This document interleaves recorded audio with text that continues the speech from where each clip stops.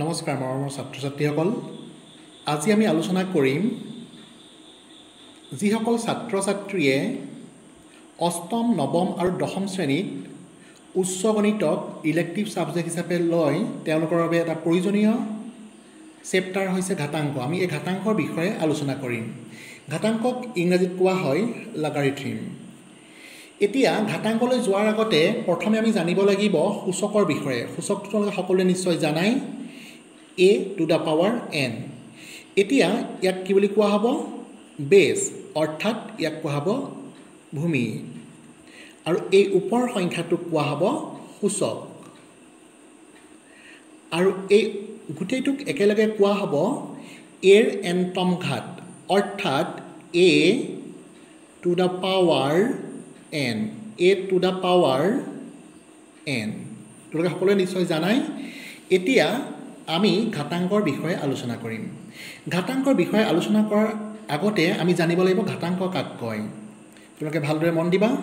যদি a to the power x is equal to y, তেন্তে xক a ভূমি সাপেক্ষে y ৰ ঘাতাংক বুলি কোৱা হয়। অৰ্থাৎ যদি a to the power x is equal to y, তেন্তে log y to the base a is equal to x, য'ত a is greater than 1 আৰু y is greater than 0। তোমালোকে এইটো ভালদৰে মন ৰাখিবা। log y to the base a, এইটো ভালদৰে কেনেকৈ পঢ়িব লাগিব? log y to the base a।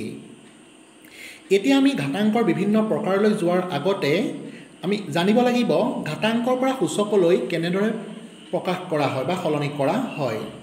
তোমালোকে ভালদৰে মন দিয়া। যদি log x to the base a is equal to y, তেন্তে a to the power y is equal to x। অৰ্থাৎ আমি সহজে এনেদৰে বুজিব পাৰোঁ, ইয়াত যিটো বেছ থাকিব, বেছটো কেতিয়াও চেঞ্জ নহয়, অৰ্থাৎ এই পদ দুটা সলনি হ'ব। তোমালোকে ভালদৰে মন কৰাচোন, a to the power y is equal to x। আমি যদি উদাহৰণ হিচাপে লওঁ, যদি log 125 base 5 is equal to 3 হয়, তেন্তে 5 to the power 3 is equal to 125।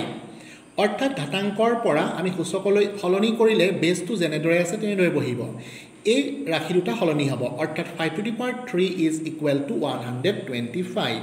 মই ভাবিছোঁ তোমালোকে নিশ্চয় বুজি পাইছা। ইয়াৰ পাছত আমি জানিব লাগিব সূচকৰ পৰা ঘাতাংকলৈ কেনেদৰে সলনি কৰা হয়। প্ৰথমতে মই সূত্ৰৰ নিচিনাকৈ বুজাই লৈছোঁ তোমালোকক। যদি a to the power x is equal to y হয়, তেন্তে log y to the base a is equal to x।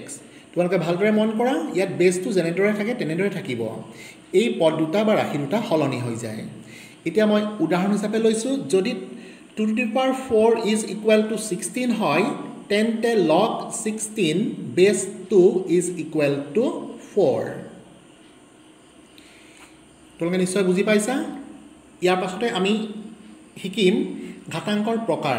তোমালোকে সদায় মনত ৰাখিবা ঘাতাংক দুই প্ৰকাৰৰ। এক নম্বৰ হৈছে সাধাৰণ ঘাতাংক, দুই নম্বৰ হৈছে স্বাভাৱিক ঘাতাংক। সাধাৰণ ঘাতাংক কোৱা হয় কমন লগাৰিথম। দ ভূমি সাপেক্ষে ঘাতাংকক সাধাৰণ ঘাতাংক বোলে। অৰ্থাৎ সাধাৰণ ঘাতাংক বুলি কৈলে তাত বেছটো সদায় কি হ'ব? 10 হ'ব। সদায় তোমালোকে মনত ৰাখিবা। সাধাৰণ ঘাতাংক পোনপ্ৰথমে হেনৰি ব্ৰিগছ নামৰ গণিতজ্ঞজনে আৱিষ্কাৰ কৰিছিল বা ব্যৱহাৰ কৰিছিল। এতিয়া মই সাধাৰণ ঘাতাংক কেনেদৰে লিখে তোমালোকে ভালদৰে দেখাই দিছোঁ, তোমালোকে চাই লোৱা। log 15 to the base 10, ইয়াত চোৱা বেছ 10 আছে, সেইকাৰণে ই কি হ'ব? এটা সাধাৰণ ঘাতাংক। এতিয়া যদি সংখ্যাগতভাৱে থাকে, ইয়াত বেছ নাথাকিলে তোমালোকে মনত ৰাখিবা, ইয়াত চোৱা কোনো ধৰণৰ বেছ নাই, অৰ্থাৎ তোমালোকে গম পাব লাগিব ইয়াৰ পৰা যেতিয়া বেছ নাথাকে তাৰ বেছটো সদায় 10 হয়, এনেকৈ সংখ্যাগত মান থাকিলে। ইয়াৰ পাছত আমি শিকিব লাগিব স্বাভাৱিক ঘাতাংক। ই ভূমি সাপেক্ষে, ই ভূমি সাপেক্ষে নিদি তোমালোকক এ ভূমি সাপেক্ষেও দিব পাৰে। ঘাতাংকক স্বাভাৱিক ঘাতাংক বোলে, অৰ্থাৎ ইয়াক নেচাৰেল লগাৰিথম বোলে। সদায় মনত ৰাখিবা, স্বাভাৱিক ঘাতাংক পোনপ্ৰথমে জন নেপিয়াৰ নামৰ গণিতজ্ঞজনে আৱিষ্কাৰ কৰিছিল, সেয়েহে ইয়াক নেপিয়াৰৰ ঘাতাংক বুলিও কোৱা হয়। উদাহৰণস্বৰূপে আমি ইয়াত ল'ব পাৰোঁ log a বেছ b log p বেছ r এইবিলাক হৈছে স্বাভাৱিক ঘাতাংকৰ একোটা উদাহৰণ ইয়াৰ পাছতে আমি শিকিম ঘাতাংকৰ বিভিন্ন বিধি তোমালোকে এই বিধিবিলাক ভালদৰে মন দিবা কাৰণ বিধিবিলাক জানিলেহে তোমালোকে কিতাপৰ প্ৰশ্নবিলাক অতি সহজে সমাধান কৰিব পাৰিবা প্ৰথমটো হৈছে log m into n to the base a is equal to log m to the base a plus log n to the base a অৰ্থাৎ ইয়াত পূৰণ হলে মাজৰ সদায় কি হ'ব যোগ মই এটা উদাহৰণৰ সহায়ত তোমালোকক দেখুৱাইছো log 5 into 4 base 15 এটো আমি কেনেদৰে লিখিম log 5 base 15 plus log 4 base 15 তোমালোকে নিশ্চয় ধৰিব পাৰিছা ইয়াৰ পাছতে log m by n to the base a is equal to log m base a minus log n base a অৰ্থাৎ মাইনাস থাকিলে মাজৰ সদায় অৰ্থাৎ হৰণ থাকিলে ইয়াত কি হ'ব মাইনাস হ'ব তোমালোকে ভালদৰে মন দিয়াছোন log 10 base 7 log 10 divided by 7 to the base 3 is equal to etu ki hobo log 10 base 3 minus log 7 base 3 ইয়াৰ পাছত log a to the power x to the base b is equal to x into log a base b অৰ্থাৎ ইয়াৰ এই ওপৰ মানটো হলে কলৈ আহে আগলৈ গুছি আহিব তোমালোকে ভালদৰে মন কৰা log 5 to the power 4 base 7 এটো আমি কেনেদৰে লিখিম 4 into log 5 base 7 ইয়াৰ পাছত চাই লোৱা log a to the base b to the power y অৰ্থাৎ এই যেটো বেস আছে বেসটো এক সূচক হিচাপে আছে এই y টো আগলৈ আহিলে কি হৈ যাব 1 by y into log a base b উদাহৰণস্বৰূপে log 5 to the base 10 square এতিয়া ইয়াত যেটো বেস আছে তাৰ এটো সূচক হিচাপে আছে এটো আগলৈ লৈ আহিলে কেটো কি হ'ব 1 by 2 হৈ যাব 1 by 2 into log 5 base 10 তোমালোকে নিশ্চয় বুজি পাইছা next log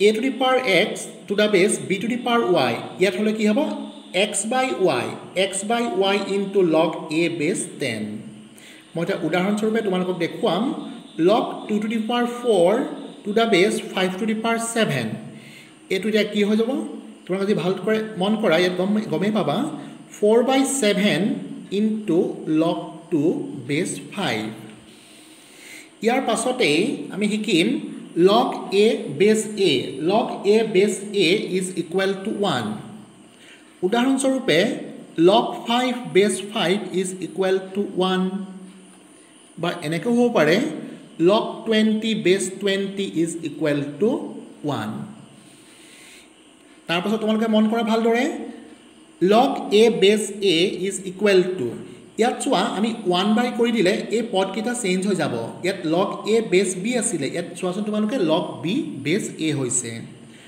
অৰ্থাৎ উদাহৰণস্বৰূপে log 5 base 4 is equal to এটো যদি মই 1 by কৰি দিও তোমালোকে ভালদৰে মন কৰিবা এটো কি হ'ব log 4 base 5 তাৰ পাছত log 1 is equal to 0 অৰ্থাৎ log 1 থাকিলে বেসটো যিয়ে নহওক ইয়াৰ মান সদায় 0 হ'ব উদাহৰণস্বৰূপে log 1 base 10 is equal to 0 log 1 base 5 is equal to 0 ইয়াৰ পাছত তোমালোকে মন কৰা log a base x into log x base b ইয়াত যদি তোমালোকে ভালদৰে মন কৰা দেখিবা যে ইয়াত পূৰণৰ ক্ষেত্ৰত চোৱাচোন তোমালোকে ইয়াত x এই পদটো একে আছে ইয়াৰ মান কিমান হৈছে log a base b উদাহৰণস্বৰূপে log 5 base 4 into log 10 base 5 তোমালোকে মন কৰাচোন পূৰণ আছে ইয়াত 5 সেম আছে এনে কেনসেল যাব এটো কি হ'ব log 10 base 4 শেষত a to the power log x to the base a is equal to x তোমালোকে ইয়াত মন কৰিবা এটো সূত্ৰ তোমালোকে কেতিয়া ব্যৱহাৰ কৰিব পাৰিবা যেতিয়া a বেস দুটা একে হ'ব ইয়াৰ মান কি হৈ যাব x এটা উদাহৰণস্বৰূপে মই দিছো তোমালোকক 5 to the power log 15 base 5 এতিয়া চোৱাচোন ইয়াত বেস কেইটা 5 একে আছে ইয়াৰ মান হ'ব 15 এই বিধিবিলাক তোমালোকে ভালদৰে মন কৰিবা মই ভাবিছোঁ এই বিধিকেইটা তোমালোকে ভালকৈ মন কৰিলে কিতাপৰ প্ৰশ্নবিলাক সমাধান কৰাত তোমালোকৰ সহজ হ'ব এইখিনিতে মই তোমালোকক এটা কথা কৈ থওঁ তোমালোকে আমি যে ঘাতাংক চেপ্টাৰটো কৰিছোঁ এই ঘাতাংকটোৰ লগাৰিথম আমি শৰ্ট ফৰ্মত কি বুলি ক'ম লগ এই ঘাতাংক কেতিয়া ব্যৱহাৰ কৰা হয় কোনো এটা গাণিতিক সমস্যা মানে যিবোৰ বৃহৎ সমস্যা সেই সমস্যাবিলাক ঘাতাংকৰ সহায়ত আমি অতি সহজে সমাধান কৰিব পাৰোঁ তোমালোকে হয়তো সকলোৱে জানাই 2 to the power 4 সকলোৱে জানিবা 2 to the power 4 মানে 16 মই যদি তোমালোকক কওঁ 2 to the power 1004 মানে 2004টা যথেষ্ট তোমালোকৰ সময় লাগিব কিন্তু ঘাতাংকৰ সহায়ত মানে যিবিলাক আমি সাধাৰণ ঘাতাংকৰ কথা কৈছোঁ কমন লগাৰিথম সাধাৰণ ঘাতাংকৰ সহায়ত এই বৃহৎ সমস্যাসমূহ আমি অতি সহজেই ঘাতাংক তালিকা বা প্ৰতিঘাতাংক তালিকাৰ সহায়ত আমি অতি সহজে নিৰ্ণয় কৰিব পাৰোঁ মই ভাবিছোঁ তোমালোকে অলপ হ'লেও বুজি পাইছা যদি তোমালোকে ভাল পাইছা ভিডিঅ'টো লাইক কৰিবা আৰু শ্বেয়াৰ কৰিবা ধন্যবাদ